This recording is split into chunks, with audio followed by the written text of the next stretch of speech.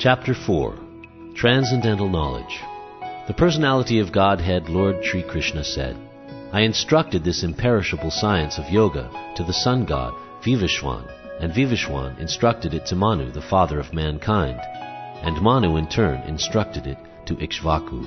This supreme science was thus received through the chain of disciplic succession, and the saintly kings understood it in that way.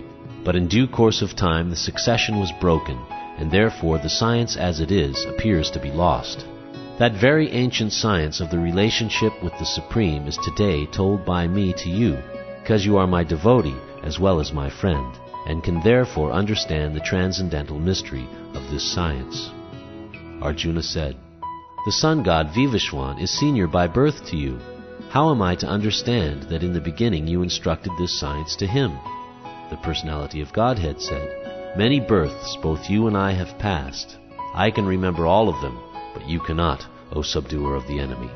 Although I am unborn and my transcendental body never deteriorates, and although I am the Lord of all living entities, I still appear in every millennium in my original transcendental form. Whenever and wherever there is a decline in religious practice, O descendant of Bharata, and a predominant rise of irreligion, at that time I descend myself, to deliver the pious and to annihilate the miscreants, as well as to re-establish the principles of religion. I myself appear millennium after millennium. One who knows the transcendental nature of my appearance and activities does not, upon leaving the body, take his birth again in this material world, but attains my eternal abode, O Arjuna. Being freed from attachment, fear, and anger, being fully absorbed in me and taking refuge in me, many persons in the past became purified by knowledge of me, and thus they all attained transcendental love for me. As all surrender unto me, I reward them accordingly. Everyone follows my path in all respects, O son of Pritha. Men in this world desire success and fruitive activities, and therefore they worship the demigods. Quickly, of course, men get results from fruitive work in this world. According to the three modes of material nature, and the work associated with them, the four divisions of human society are created by me. And although I am the creator of this system, you should know that I am yet the non-doer, being unchangeable. There is no work that affects me, nor do I aspire for the fruits of action. One who understands this truth about me also does not become entangled in the fruit of reactions of work. All the liberated souls in ancient times acted with this understanding of my transcendental nature. Therefore you should perform your duty following in their footsteps. Even the intelligent are bewildered in determining what is action and what is inaction. Now I shall explain to you what action is, knowing which you shall be liberated from all misfortune. The intricacies of action are very hard to understand. Therefore one should know properly what action is, what forbidden action is, and what inaction is. One who sees inaction in action and action in inaction is intelligent among men, and he is in the transcendental position, although engaged in all sorts of activities.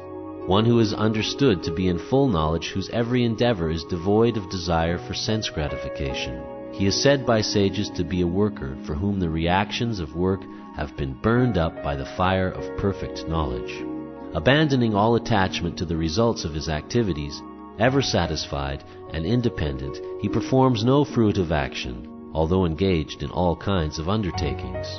Such a man of understanding acts with mind and intelligence perfectly controlled, gives up all sense of proprietorship over his possessions, and acts only for the bare necessities of life. Thus working, he is not affected by sinful reactions. He who is satisfied with gain, which comes of its own accord, who is free from duality and does not envy, who is steady in both success and failure, is never entangled, although performing actions.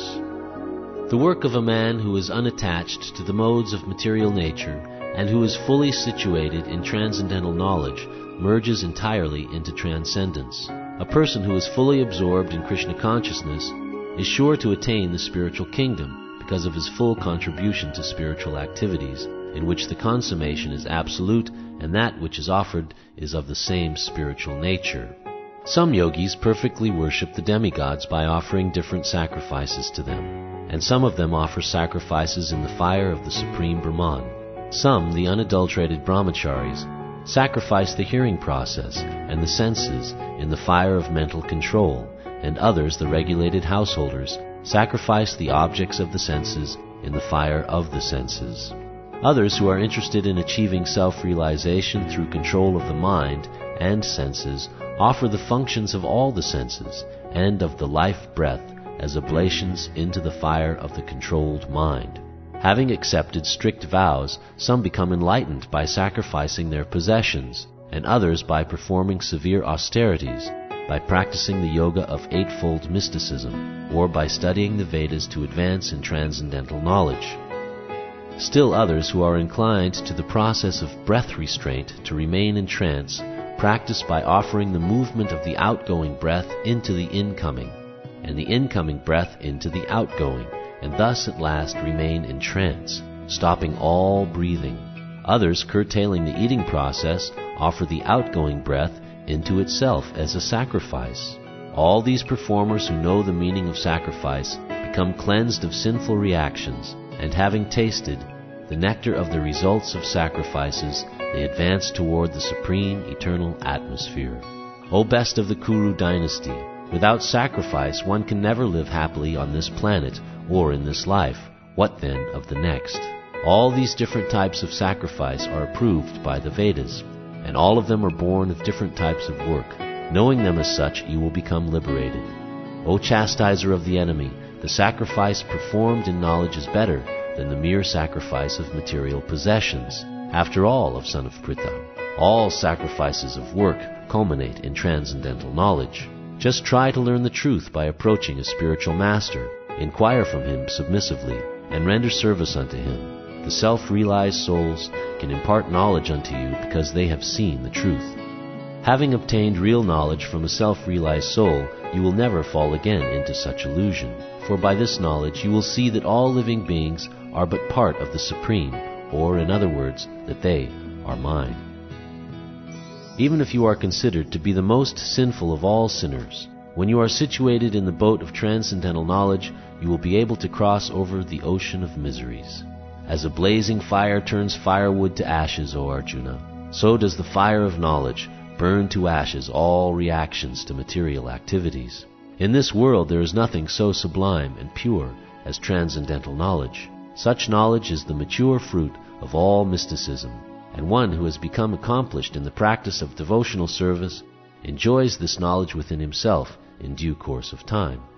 A faithful man who is dedicated to transcendental knowledge and who subdues his senses is eligible to achieve such knowledge. And having achieved it, he quickly attains the supreme spiritual peace. But ignorant and faithless persons who doubt the revealed scriptures do not attain God consciousness. They fall down. For the doubting soul there is happiness neither in this world nor in the next.